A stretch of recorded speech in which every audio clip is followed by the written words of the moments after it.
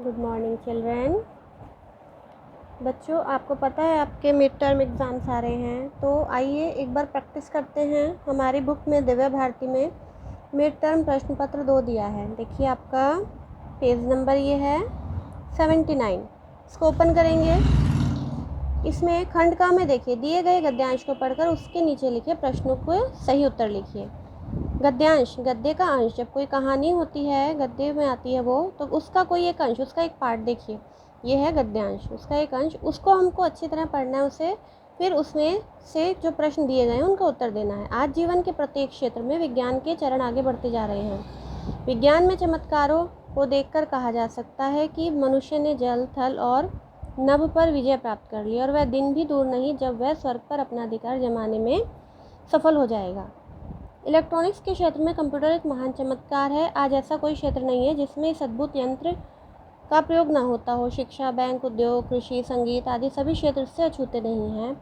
इससे कार्य न केवल तीव्र गति से होता है, बल्कि कोई गलती या भूल होने का भय नहीं रहता। अब संदेशों का आदान प्रदान telephone, cellular phone, pager, fax, email द्वारा कुछ ही क्षणों में किया जा सकता है। आज धरती पर बैठा मानव अंतरिक्ष में चक्कर लगा रहे अपने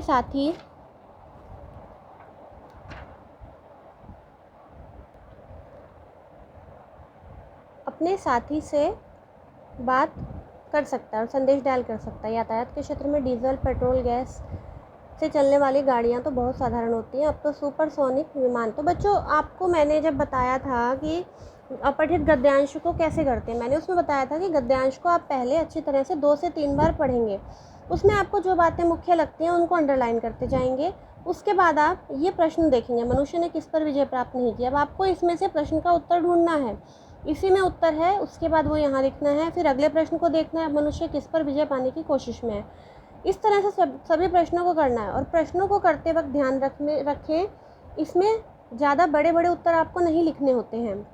जितना दिया रहता है उसी से जितना पूछा जाता है उतना ही आप जवाब दें इस गद्यांश में से। इसी तरह से काव्यांश होता है कि देखिए, प्रकृति रहती सदा अनुशासित, नियमों को करती परिभाषित, मानव को देती संदेश, धारो अनुशासन का वेश। मानव तभी बनता महान, जग का करे यदि कल्याण, सपनों को साकार बनाता, जो अनुशासन है अपनाता। तो इस तरह आप देख सकते हैं, ये यहाँ पे काव्यांश पूरा हो रहा है। प्रकृति किस प्रकार अनुशासित रहती है, पहले आपको इस काव्यांश का अर्थ समझना होता है। खुद से उसे 2 बार 3 बार पढ़ के अर्थ समझेंगे, फिर इस प्रश्न का उत्तर ढूंढेंगे। इसी तरह सभी प्रश्नों का उत्तर करेंगे। फिर खंड ख देखिए, विलोम शब्द। शुष्क का विलोम क्या होगा बच्चों, दानी का, प्रेम का।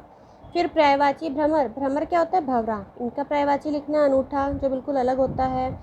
किनारा।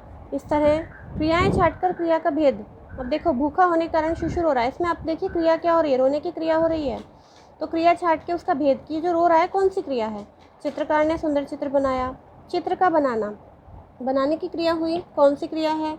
माँ सेविका से कपड़े धुलवा रही है, धुलवाने की क्रिया हो रही है। तो ये बताना है कौन सी क्रिया। आपने व्याकरण में क्रिया पढ़ी है, मैंने आपको पढ़ाई है अच्छी तरह, उनको करेंगे देख के, उनकी सहायता से इसे करेंगे। उसके सौंदर्य से मैं बहुत प्रभावित हुआ, सौंदर्य शब्द को अंडरलाइन किया है। तो कौन सा प्रकार है संज्ञा का भेद बताना है। कक्षा में 20 बालक बैठे हैं, कक्षा कौन सा भेद है, जालंधर, हम कल जालंधर गए थे, जालंधर कौन सा भेद है, ये बताना है आपको।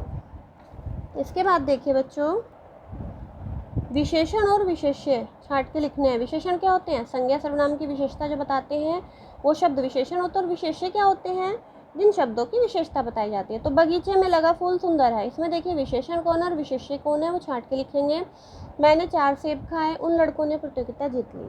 इसके बाद खंडगा में आ जाइए, फिर से एक काव्यांश दिया है, ये पठित होता है, ये आपकी बुक में से है, जो कि आपने पहले भी पढ़ा है, इसे अच्छी तरह पढ़ेंगे। उसका नाम लिखिए, यहाँ पर बता देंगे उसका उत्तर। ऐसे ये पठित गद्यांश है, इन्हें अच्छी तरह पढ़ेंगे, इनके उत्तर यहाँ पर आप लिखेंगे। अगला प्रश्न देखिए, गांव और शहर एक दूसरे के पूरक है, ये संक्षेप में उत्तर, यहीं पे उत्तर देने हैं आपको। ये सब आप कर चुके हैं। जामुन का पेड़ चैप्टर है आपका। अपनी बीमारी से हताश होकर आसपास के वातावरण से भी निराश सर्वोत्तम कलाकृति, ये आपका पाठ रहा है सर्वोत्तम कलाकृति, उसमें से प्रश्न है, तो इनके उत्तर देने हैं। फिर मुरझाया फूल कविता का प्रतिपाद्य। देखो बच्चों, यहाँ तक तो आपको ये बुक में ही करना है। इसके बाद जो ये 2, 3, 4 क्वेश्चन है, इनको आप कॉपी में करेंगे। मुरझाया फूल कविता का प्रतिपाद्य लिखना है, हम पंछी उन्मुक्त गगन की, इनमें से एक लिखना है कि इसमें कवि ने क्या कहना चाहा है, क्या इससे आपको सीख मिलती है। फिर आ जाइए इस पर प्रार्थना पत्र। स्कूल के प्रधानाचार्य जी को छात्रवृत्ति प्रदान करने के लिए प्रार्थना पत्र लिखें, या अपने छोटे भाई को परीक्षा में सफलता प्राप्त होने पर बधाई पत्र। इसके बाद अनुच्छेद है, इसमें जीवन में हंसी का महत्व, स्वतंत्रता, सबसे बड़ा सुख, जहाँ चाहे वहाँ। इनमें से तीनों में से कोई एक करना है आपको। फिर किसी आकर्षक नाम वाले साबुन के लिए विज्ञापन अभी आपको नहीं करवाया गया है, इसको आप छोड़ देंगे। तो क्वेश्चन नंबर 9 तक आपको करना है, और करके आज आप मुझे इसकी पिक सेंड करेंगे सभी बच्चे, ठीक है। ये आपका होमवर्क है, इसे आप करेंगे। इससे क्या होगा, आपके एग्ज़ाम की प्रैक्टिस होगी, क्योंकि आपका मिड टर्म तक का कोर्स कंप्लीट हो चुका है और एग्ज़ाम स्टार्ट होने वाले हैं, इसलिए मैंने आज आपको ये प्रश्न पत्र करवाया है। तो इसे करेंगे क्वेश्चन नंबर 6 तक बुक में, 7, 8, 9 नोटबुक में करके मुझे इसकी पिक सेंड करें।